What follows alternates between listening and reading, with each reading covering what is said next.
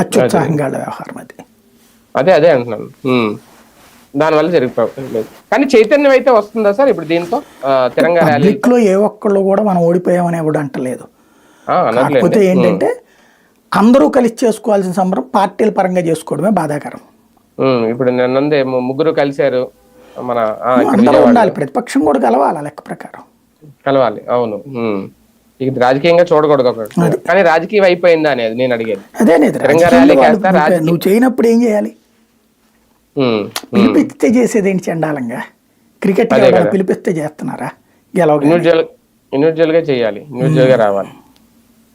Right right. చూద్దాం. మొత్తానికి ఇప్పుడైతే ప్రపంచం అంతా ఇదే ఒక చర్చ. ఆపరేషన్ సింధూర్ తర్వాత భారతదేశం సత్తా అయితే చాటుకుంది అనేది, తర్వాత ఇంకా దాని పరిణామాలు ఎలా ఉంటాయి, పరిస్థితులు ఎలా ఉంటాయి అనేది ఆంధ్రప్రదేశ్ రాజకీయ వ్యవహారాల్లో కూడా ప్రస్తుతం ఒక టార్గెట్ అయితే నడుస్తుందా వైసీపీకి సంబంధించి మొత్తం ఎక్కడికక్కడ మోకమ్మడగా ఇరికించి అసలు విషయాలు పక్కకి వెళ్ళిపోయేలాగా ఆంధ్రప్రదేశ్ కి సంబంధించి సూపర్ సిక్స్ లాంటి పథకాల గురించి ప్రశ్నించకుండా చేసే రాజకీయ